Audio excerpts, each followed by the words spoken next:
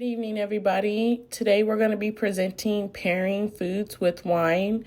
My name is Keelise, and my teammates are Kayla, Lou, and Stone.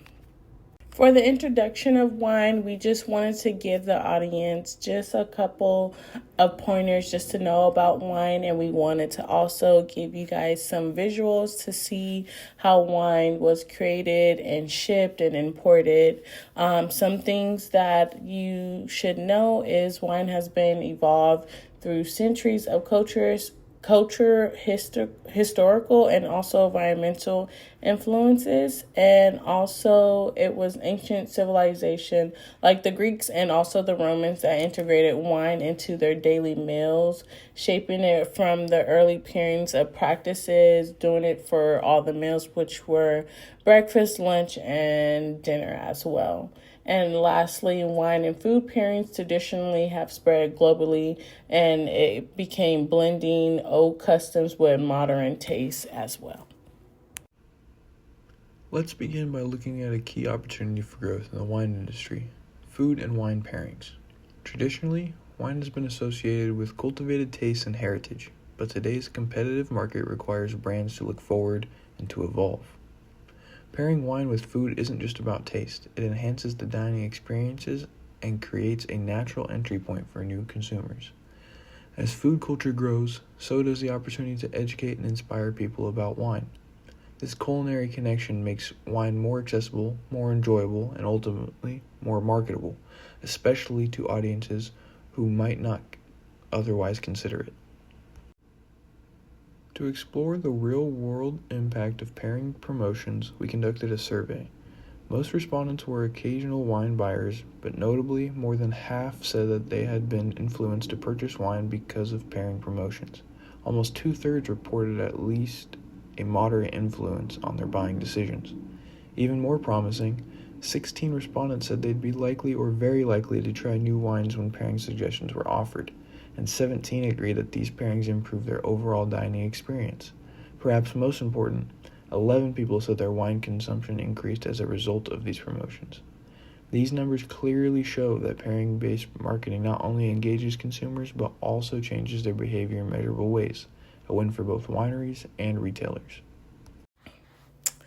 For our main points, we wanted to talk about also, like I said, the wine industry as well, and how it also evolved through the different cultural practices, the historical traits, climate as well, local ingredients, and just overall a winery creating their own unique regional flavors and pairings that goes with either good meats or even cheeses, all the way down to vegetables as well.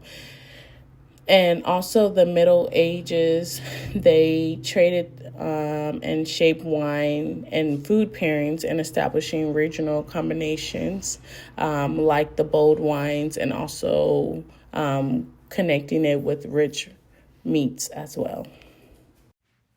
The visual appeal product. Oversimplification of wine nonsense. Visual risk reducing complex wine flavor interactions to more aesthetics. Customers may seek deeper understanding of balance or regional heritage. An example could be an image of a wine and cheese pairing that might overlook the wine's structure or aging process. Divergent consumer preferences. Visually driven audiences, like younger people, generally like digital advertisement more, like TikTok and Instagram, and they're more responsive to aesthetics. On the other hand, traditionalists and enthusiasts tend to prefer detailed description of wine profiles, historical context, or regional storytelling, and expert guidance, like tastings and seminars. Because of this, there's a problem for companies that try to overfit their marketing strategies. If they treat both demographics as if they were one block, they end up alienating both or one of the groups while trying to appeal to all of them. They need to be able to split their marketing strategy to target both groups in the things that they prefer. This is why visuals matter in wine marketing. Beautiful photos of wine and food both grab the attention of different groups. Colors, textures, and presentation helps customers imagine the taste, and visuals create an emotional connection and increase the perceived quality. Visual content doesn't just look good, but it helps sell the experience. When customers see an elegant pairing, they're more likely to believe the wine is worth buying, and they're more likely to spend more for it. Why visuals matter in wine marketing. Beautiful photos of wine and food grab attention instantly. Colors, textures, and presentations all help consumers imagine the taste. Visuals create emotional connections and elevate perceived quality. Visual content doesn't just look good, it helps sell the experience. When consumers see an elegant pairing, they're more likely to believe the wine is worth buying. The power of sharing. Instagram and Pinterest are key platforms for showcasing pairings. Hashtags and geotags help reach a wider audience. User-generated content builds trust and promotes organic growth. Platforms like Instagram are visible by nature. When wineries and restaurants share creative pairings, it boosts engagement.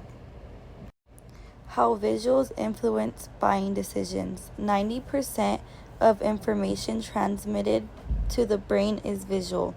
Consumers are more likely to remember a wine brand seen in a photo. Seeing wine paired with food reduces buyer hesitation and increases perceived value. When looking at our last slide, the conclusion, blending tradition with modern marketing, we just wanted to have this slide to show that the historical evolution of wine and food pairings reflect on the cultural traditions, the regional influence, and also the centuries of the culinary refinement as well.